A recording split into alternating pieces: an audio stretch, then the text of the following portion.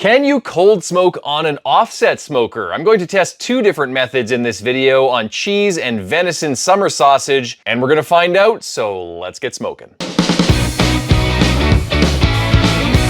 Hi, my name's Steve Gao, and on this show I do crazy barbecue experiments you would never do at home, so you can learn from my trial and error. Cold smoking, what does it even mean? In the charcuterie and cured meat world, they consider cold smoking anything at or below room temperature of 70 degrees, maybe a little bit higher, like 90 degrees max. Anything over that is hot smoking in their opinion. And this makes sense when you're cold smoking things like cheese, because your cheese is going to melt. So the first question is, can an offset smoker cold smoke in the traditional sense of smoking at a temperature below 90 degrees Fahrenheit? Now, in the barbecue world, we often smoke between 225 degrees Fahrenheit to 300 degrees Fahrenheit, so we consider anything below 225 to be cold smoking. For example, Bar A Barbecue in Texas cold smokes their brisket at around 180 to 200 degrees Fahrenheit for several hours to get some nice smoke flavor before bumping the temperatures up. And if you want to cold smoke things like summer sausage, which I'm going to smoke in this video, you need to actually cook it. So you need to get your smoking temperatures up to around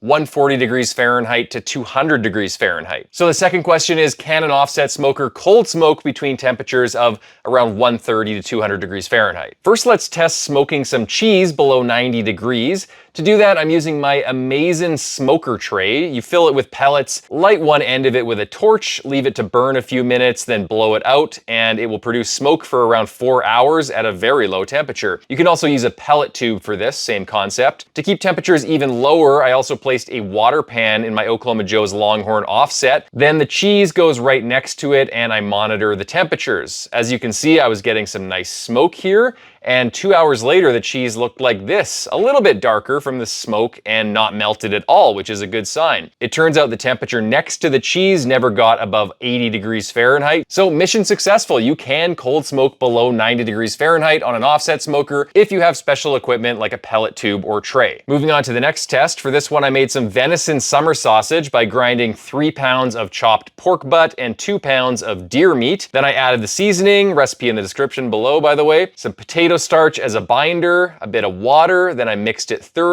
Finally, I added some encapsulated citric acid. It's citric acid coated in hydrogenated oil, which breaks down when you cook it, releasing the citric acid. So I'm mixing the citric acid quickly, and that's going to give it a nice fermented, tangy flavor. Now it's time to stuff the sausage. I was going to use a hand stuffer here, but it was kind of small, and I realized you guys at home probably don't have one of these, so I decided to hand bomb these 70mm fiber casings manually. To do that, I just drop in a bit of batter at a time and squeeze it to the bottom, kind of like rolling up a toothpaste tube. Then every so often I flatten out the casing and try to massage the air bubbles out of it. I did end up with a few small air pockets, but the sausages still looked really good in the end, and I was happy with them. Next, they go onto my Oklahoma Joe's Longhorn offset on the far left, again with a water pan to block the heat. And then I piled up 10 charcoal briquettes, so very few, and put a chunk of wood on top of them for some smoke. Then I lit one corner of them with a torch. After they were lit, I closed down the firebox door almost all the way and closed the stack as well, around 3/4 closed. This allowed me to get temperatures of around 130 to 140 degrees at great level. After 4 hours smoking at that lower temperature, I plugged in a remote probe thermometer into the largest sausage. This is important because we want to get summer sausages to 145 degrees internal.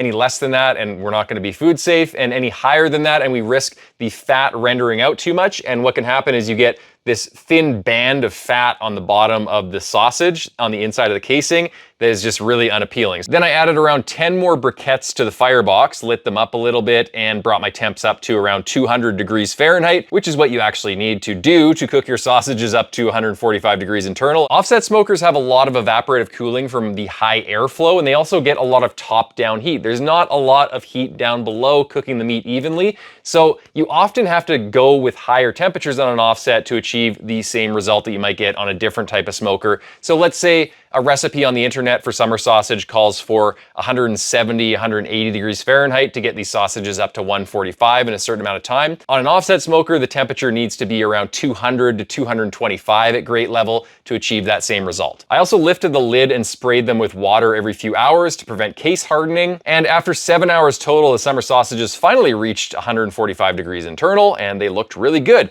Nice red color, nice and plump, and they were exactly 145 internal, so fully cooked. Now, at 145 degrees internal, these summer sausages are fully cooked. There's citric acid in them that's lowering the pH. There's smoke that's penetrated into them, which also has antimicrobial properties. There's lots of salt in them, so they can safely last in your fridge for up to a week. If you want them to last in the fridge for longer than a week, then you need to add nitrites to the batter before you stuff them, namely Prag powder number 1. Nitrites cure the meat and inhibit bacterial growth, so it lasts even longer. It prevents the growth of Clostridium botulinum, which can cause botulism. But there are studies out there that have shown negative effects of nitrites in cured meat. Namely, they may contribute to your risk of colorectal cancer. So nitrites are something I don't like to use unless I absolutely have to, and in this case, I don't have to. I just treat these summer sausages like they're fresh meat. They'll last in the fridge for up to a week, and I don't have to add nitrites because I'm not storing them for any longer period than that. So can you cold smoke on an offset smoker? Yes, you can, in every sense of the term cold smoke. You can smoke below 90 degrees Fahrenheit for things like jerky and cheese and smoked salmon